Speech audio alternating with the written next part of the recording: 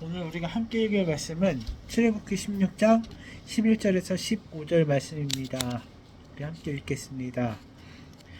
여호와께서 모세에게 말씀하여 이르시되 내가 이스라엘 자손의 원망함을 들었노라. 그들에게 말하여 이르기를 너희가 해질 때에는 고기를 먹고 아침에는 떡으로 배부르리니 내가 여호와 너희의 하나님인 줄 알리라 하라 하시니라. 저녁에는 메추라기가 와서 진에 덮이고 아침에는 이슬이 진 주위에 있더니 그 이슬이 마른 후에 광야 지면에 작고 둥글며 서리같이 가는 것이 있는지라. 이스라엘 자손이 보고 그것이 무엇인지 알지 못하여 서로 이르되 이것이 무엇이냐 하니 모세가 그들에게 이르되 이는 여호와께서 너희에게 주어 먹게 하신 양식이라. 아멘. 벌써 12월 1일입니다. 이렇게 지난 11개월간 하나님의 은혜 가운데 2024년도를 보내고 마지막 2023년 12월 첫 주 예배를 드리러 오신 우리 성도님들을 예수님의 이름으로 환영합니다. 성경책은 총 66권으로 구약 39권, 신약 27권으로 기록된 하나님의 말씀입니다. 그렇다면 구약 성경을 시작하는 첫 5권의 성경을 말하는 뜻이 있는데 이게 무엇일까요? 바로 모세오경이라고 말합니다. 모세오경이란 모세가 기록한 5권의 성경을 말하는데 이 5권은 창출, 레, 민, 신, 창세기, 출애굽기, 레위기, 민수기, 신명기를 말하고 있습니다. 이 자리에 있는 우리 성도님들이 어떻게 보면은 기본적인데 또 어떻게 보면 이게 또 어려운 거예요. 그렇지만 이 사실들을 꼭 기억하시는 우리 성도님들이 되시길 바랍니다.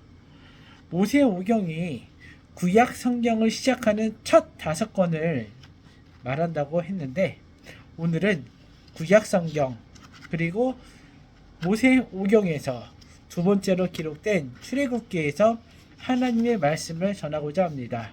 우리 성도님들이 이 당시 하나님께서 이스라엘 백성에게 바라고 원하셨던 모습을 기억하고 또 현재를 살아가고 있는 우리에게도 출애굽 시절과 동일하게 하나님의 말씀이 또 하나님의 마음이 우리에게 적용되고 있음을 꼭 기억하는 성도님들이 되시길 바랍니다. 출애굽기. 그렇다면 출애굽이란 무슨 의미를 가지고 있을까요? 출애굽이란 포로로 잡혀있던 애굽을 떠난다는 의미로 하나님께서 민족의 대표를 세우시고 이스라엘 백성을 이끌고 애굽에서 탈출하는 것이 출애굽기의 대표적인 내용이라고 말할 수 있습니다. 이스라엘 백성들은 포로로 잡혀 있으면서 하나님께 부르짖었고 구원받기 기도했습니다. 그리고 내가 살아남기 기도했습니다. 이에 이스라엘 백성들의 부르짖음과 기도에 응답하셔서 이스라엘 백성을 출애굽시킬 계획을 하나님께서 세우셨고 이들을 이끌 대표자를 세우셨습니다. 그리고 애굽 왕의 악함과 하나님을 두려워하지 않는 모습을 깨뜨리시고 이스라엘 백성을 애굽 땅에서 구출하셨습니다. 하나님께서 나의 사랑하는 백성이 이방 나라에서 채찍질을 당하고 온갖 수모를 당하는 모습을 바라보는 그 하나님의 마음이 얼마나 아프셨을까요?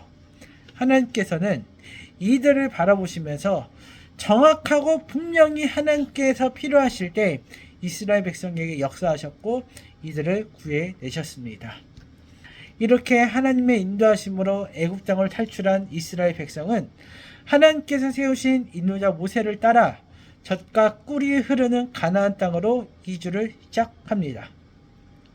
그 가나안 땅으로 막 떠나는 이스라엘 백성들의 마음이 얼마나 기대가 컸을까요? 또 얼마나 감동이 됐을까요? 나를 위해서 또 이 백성을 위해서 예비하신 가나안 땅이 얼마나 아름다울지 이스라엘 백성들은 기대가 클 수밖에 없었습니다. 그런데 하루하루 가나안 땅을 향해 걸어가면 갈수록 점점 사람들의 불만이 터져 나오기 시작합니다. 내가 그냥 애굽 땅에 있으면은 굳이 이렇게 고생을 하지 않아도 되고 넉넉하진 않지만 내가 먹고 또 내가 잘 수 있는데 왜 굳이 나를 이렇게 이끌어내서 나를 힘들게 하냐고 하면서 불만이 터져 나오기 시작합니다. 제가 오늘 말씀을 다시 한번 읽어보겠습니다. 여호와께서 모세에게 말씀하여 이르시되 내가 이스라엘 자손의 원망함을 들었노라. 그들에게 말하여 이르기를 너희가 해질 때에는 고기를 먹고 아침에는 떡으로 배부르리니 내가 여호와 너희의 하나님인 줄 알리라 하시니라. 저녁에는 메추라기가 와서 진에 덮이고 아침에는 이슬이 진 주위에 있더니 그 이슬이 마른 후에 광야 지면에 작고 둥글며 서리같이 가는 것이 있는지라. 이스라엘 자손이 보고 그것이 무엇인지 알지 못하여 서로 이르되 이것이 무엇이냐 하니 모세가 그들에게 이르되 이는 여호와께서 너희에게 주어 먹게 하신 양식이라. 아멘. 이스라엘 백성들은 젖과 꿀이 흐르는 가나안 땅을 향해 가면서 애굽 땅에서 자신들이 또 애굽 땅에서 겪었던 그 고통과 수모를 잊고 지금 이 순간 내가 또 자신들이 처한 상황에 대해서만 불평불만을 하기 시작했습니다. 이런 불평불만을 하는 이스라엘 백성을 바라보면서 하나님께서는 벌하지 않으셨어요. 오히려 해질 때에는 고기를 또 아침에는 떡으로 배부르게 먹이셨습니다. 그리고 낮에는 구름 기둥으로 또 밤에는 불 기둥으로 가나안 땅을 향해 가는 이스라엘 자손들을 지키고 보호하셨습니다. 사랑하는 성도 여러분, 핍박받는 이스라엘 백성들을 애굽 땅에서 구출하신 하나님께서 온갖 수모와 고통을 받던 시절을 잊고 현재 자신들이 당하고 있는 상황, 처하고 있는 상황에 대해서 불평불만을 하는 백성들에게 다시 한번 부족한 것을 채우시고 다시 한번 보호하셨다는 것을 우리는 알 수 있습니다. 이렇게 하나님의 인도하신 가운데 가나안 땅을 향해 가는 이스라엘 백성의 그 모든 여정 가운데 이 모든 이스라엘 백성들이 가나안 땅에 도착을 했을까요? 아니죠. 하나님의 인도하심을 경험했음에도 이들은 불평과 불만을 하였고 하나님의 인도하심을 경험했음에도 하나님을 대신할 금 송아지를 만들어 하나님께서 가장 싫어하시는 우상 숭배를 하는 죄를 저질렀습니다. 여러분, 우리는 이들을 바라보고 또 생각을 해보면서 우리의 모습 역시도 이들과 같지 않은지 한번 생각해 봤으면 합니다. 우리 역시도 하나님께 구원받은 하나님의 백성이고 하나님의 자녀입니다. 또 눈앞에 보이지 않고 우리가 몸으로 경험하지 않았지만 우리는 분명한 하나님의 자녀이고 죄에서 구원받은 하나님의 백성입니다. 우리는 애굽 땅에서 탈출한 이스라엘 백성과 다름이 없는 공평하신 하나님의 구원받은 하나님의 자녀라는 것을 꼭 기억해야 합니다. 그런데 우리가 살아가면서 나는 또 우리는 하나님의 자녀임을 시인하고 하나님을 믿고 있음을 내 입술로 고백을 하지만 내가 살아가면서 내가 겪는 어려움이 또 내가 겪는 슬픔이 또 내가 겪는 고통들을 향해서 왜 나만 이런 어려움을 겪냐고 원망하고 왜 나만 이런 어려움을 겪냐면서 원망하고 또 왜 나만 이런 고통을 겪고 있냐고 원망하며 살아가는 것이 바로 우리들의 모습입니다. 여러분, 우리는 완전하지 않고 완벽하지 않기 때문에 이런 불평과 불만이 나올 수밖에 없습니다. 오늘 본문 말씀에 나오는 이스라엘 백성 역시도 우리와 같은 사람에게 불평과 불만이 나올 수밖에 없었습니다. 하지만 이 자리에서 우리가 분명하고 확실하게 기억해야 하는 것은 하나님의 인도하심과 도우심을 받은 자들이 어떤 모습으로 또 어떤 자세로 하나님을 따라야 하는지 알아야 한다는 것입니다. 우리 역시도 또 원망할 수 있지만 나를 사랑하신 하나님의 마음을 다시 한번 생각해 보는 시간이 됐으면 합니다.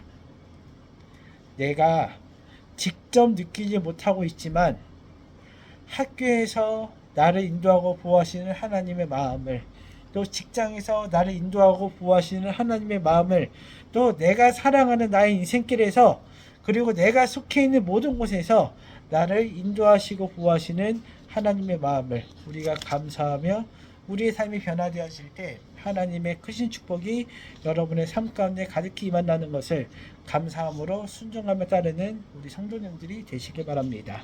말씀을 믿겠습니다. 우리는 하나님의 인도하신 가운데 걸어가고 있습니다. 하나님께서 우리를 인도하시면서 우리와 발맞춰 걸어가시며 항상 우리 옆에서 우리의 손을 잡고 동행하고 계신다는 것을 기억하는 여러분이 되시기 바랍니다. 여러분이 살아가면서 정말 많은 일들로 좌절하고 또 고통받고 상처받고 있지만 하나님께서 이 좌절과 이 고통과 이 상처를 보듬어 주시고 만져주시고 지키고 계시기에 우리 성도님들이 모든 상황 가운데 승리하고 나아갈 수 있음을 기억하며 우리의 인도자 되시는 하나님, 우리의 구원자 되시는 하나님, 우리의 불기둥과 구름기둥 되시는 하나님, 또 우리의 주림배를 채워주시는 하나님의 은혜를 기억하며 이제 한 달 남은 2024년도를 하나님의 은혜 가운데 잘 마무리하는 사랑하는 우리 성도님들이 되시길 예수님의 이름으로 축복합니다.